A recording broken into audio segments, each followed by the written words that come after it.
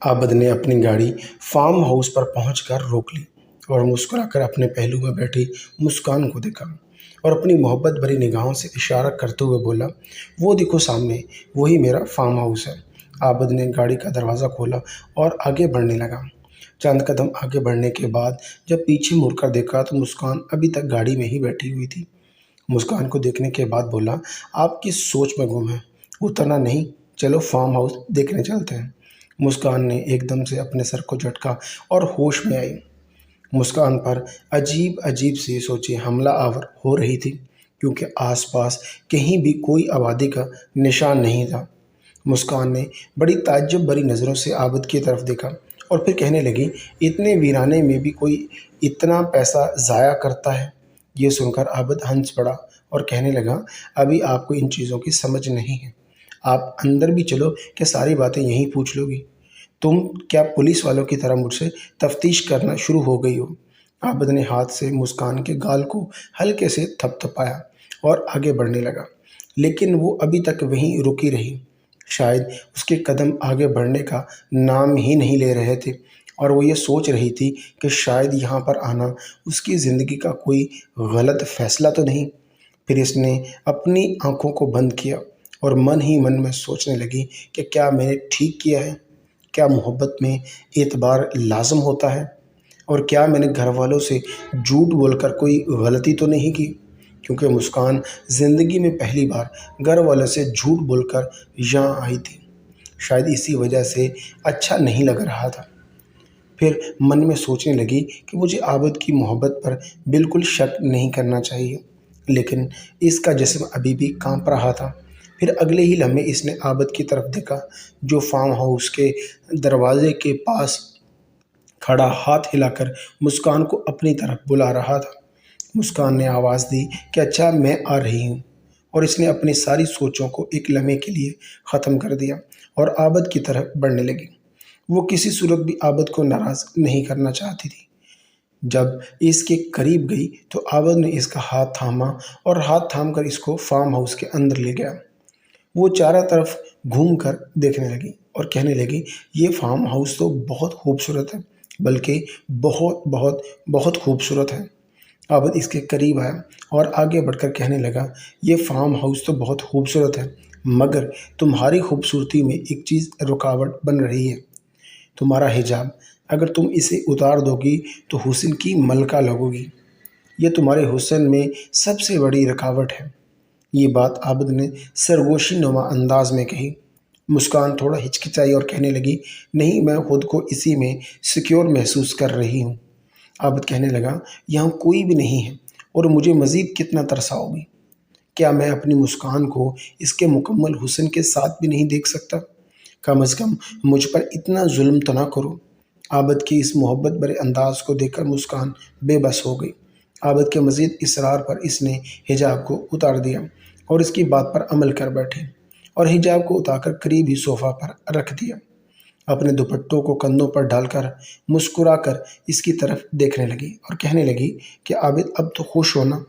जवाब में आबद ने दोनों हाथों की मदद से दिल बनाकर इस बात का जवाब दिया, जिसका मतलब था कि तुम इस हुस्न में कमाल लग रही हो। इसके बाद आबद ने अपना हाथ आगे बढ़ाया और मुस्कान का हाथ पकड़कर उसे फार्म हाउस के बेडरूम में ले गया। बेडरूम में जाने के बाद मुस्कान का चेहरे का रंग बिल्कुल बदल गया। जो इसने खुद को थोड़ी तसल्ली दी थी, अब वो भी ख़त्म हो गई, क्योंकि बात बेडरूम तक आन पहुंची थी और हाँफती हुई आवाज़ में बोली, आबद, आपने तो कहा था कि तुम्हारे दोस्त वगैरह सब लोग यहाँ आएंगे और इस फार्म हाउस पर तुम्हारे दोस्तों ने तुम्हारी बर्थडे सेलिब्रेट करनी है। वो थोड़ा हैरान हुआ और थोड़ा मुस्कान के करीब होकर कहने लगा कि वो रास्ते में ही हैं, बस आते ही होंगे। तुम्हें क्या मुझ पर भरोसा नहीं? तुम्हें क्या हो गया है जो अजीब अजीब से सवालात कर रही हो? आबद के चेहरे पर छाई हुई गहरी सोच को बगौर देखने लगा और मुस्कान को हल्की सी शर्मिंदगी सी महसूस होने लगी और उंगलियां चटखाने लगी। तुम इस कदर नर्वस क्यों हो रही हो? इधर मेरे पास आओ, जब तक दूसरे लोग नहीं आ जाते। हम लोग एक दूसरे के साथ वक़्त गुजारते हैं, जिससे खलवत नशीनी का और भी मज़ा आएगा। फार्म हाउस की खूबसूरती रोमान परवर थी और आबद कहने लगा कि इस माहौल में यूं शर्माओगी, घबराओगी तो मेरे दिल के सारे अरमान बुझ जाएंगे। आबद आगे बढ़कर मुस्कान का हाथ थामा और कंधों से पकड़कर उसे बेड पर बिठाया। मुस्कान मन ही मन में सोच रही थी कि ये सब कुछ ठीक नहीं है, क्योंकि यहाँ कोई भी नहीं है और वो मर्द है।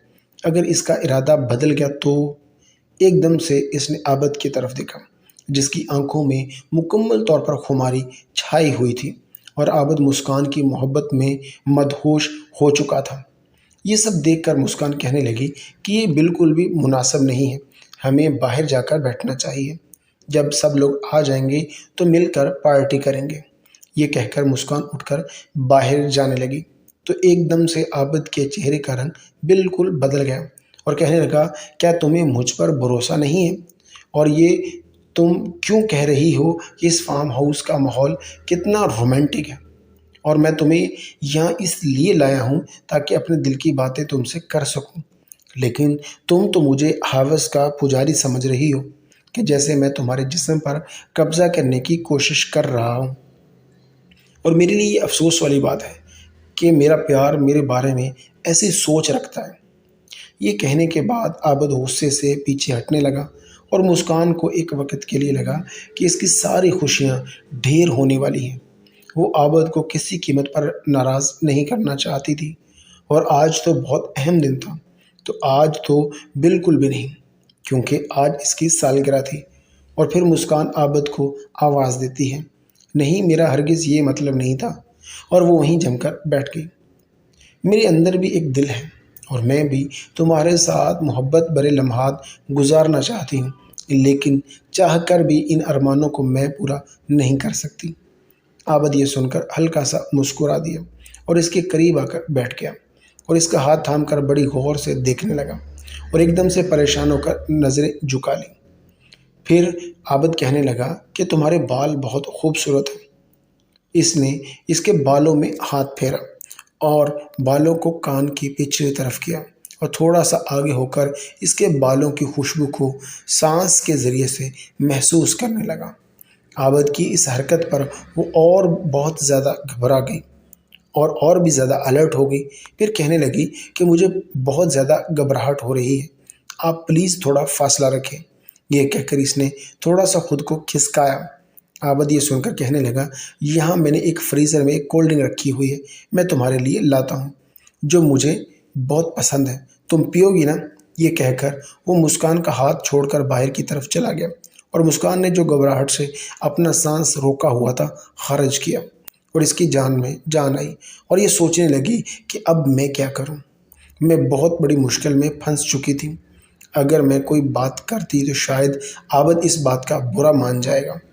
मैं इसे मना भी नहीं कर सकती थी और इसे ये सब करने की इजाज़त भी नहीं दे सकती थी। मुस्कान इस मुश्किल में फंसी ये सारी बातें सोच रही थी। फिर अचानक उसकी नज़र खिड़की से बाहर समुंदर पर पड़ी, जहाँ से बहुत खूबसूरत नज़ारा इसका मुंतज़र था। ठाठे मारता समुंदर मौजूद था और ठंडी हवाएं समुंदर की आगोश से होकर कमरे में आ रही थी। आबद चूँकि बहुत अमीर था, वो मुझे अपने इस महल की एक झलक दिखाने के लिए यहाँ पर लेकर आया था। अब मुझे क्या करना चाहिए ये मुझे बिल्कुल भी समझ नहीं आ रहा था। यह सब सोचते हुए मुस्कान की आंखों में आंसुओं को वाज़ेह तौर पर देखा जा सकता था। दिल ज़ोर ज़ोर से धड़क रहा था और इसने बेख्तियार अपने सीने पर हाथ रखकर बेकाबू होती हुई धड़कन को नॉर्मल करने की कोशिश की। एकदम से एक आवाज़ उसके कानों में पड़ी और एकदम से सहम गई। सहमने की वजह से पीछे मुड़ी और इसके पीछे खड़े बिल्कुल करीब आबद के सीने से जा लगी। वो दोनों इस वक्त बेहद करीब थे। फिर आबद कहने लगा कि इधर बैठ जाओ और ड्रिंक उसकी तरफ बढ़ाई और कहने लगा कि गर्मी बहुत ज़्यादा है, ये लो ड्रिंक पियो और अपनी गर्मी को कम करो। और नौकर को मैंने खाना बनाने का बोल दिया है। ये सब सुनकर मुस्कान के हवास थोड़े से बहाल हुए कि शुक्र है कि इस बिल्डिंग में और कोई भी मौजूद है। इसने आबद की नाराज़गी का ख्याल रखते हुए मुस्कान ने वो ड्रिंक पकड़कर हल्का सा मुस्कुराने की कोशिश की और फिर ड्रिंक को अपने लबों से लगा लिया और एक ही सांस के अंदर सारी ड्रिंक को ख़त्म कर दिया और फिर आबद को गिलास पकड़ा दिया आबिद कहने लगा, तुम्हें क्या हो गया है, इतनी जल्दी क्यों पी ली? फिर मुस्कान कहने लगी कि अच्छा छोड़ो, ये बताएं कि हम बाहर समुंदर के पास कब जाएंगे? मुझे समुंदर बहुत अच्छा लगता है, हम अपना वक्त यहाँ ज़ाया कर रहे हैं। बराए मेहरबानी इस नावल का बकिया हिस्सा देखने के लिए किस्त नंबर 2 मुलाहिज़ा कीजिए।